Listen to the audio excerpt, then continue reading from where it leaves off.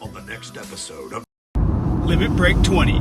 We're going to learn to describe base effects. Let's go over how you should be narrating these combat encounters. So going forward, if let's say I have a Dragoon who is fighting a bandit and he makes a roll attack low and doesn't hit them, but he still has that core effect of doing some damage, I would say to the effect, you thrust your lance towards the bandit and he parries just in the nick of time, but what you're able to do is swing around the blunt end and hit him for 3 damage.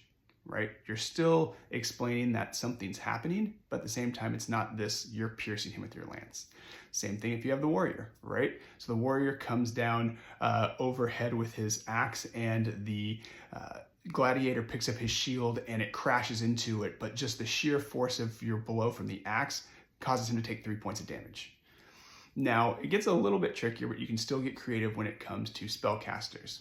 So for example, if let's say you have the white mage and they are casting stone and it's a low roll. So you summon up, earth from the ground and it flies towards the mage, but just before it hits him, he's able to create an etheric shield that will push, some of the stones through and he takes 3 points of damage, something like that, right? You're playing a black mage, fire 2, you cast, well, fire 2 doesn't hit everybody, it's an AoE move, but let's just say you use fire 1 and the enemy, low roll. So then you would say something along the lines of like, as you cast this fire, you feel something is off in the etheric energy, and instead of it doing an insane amount of damage, it just scorches the enemy, causing them to take him 3 damage, something along those lines. So hopefully that gives you some ideas and some inspiration on maybe how to, going forward, narrate these combat encounters, because it's a little bit different than what we've done before, especially if you played 5th edition.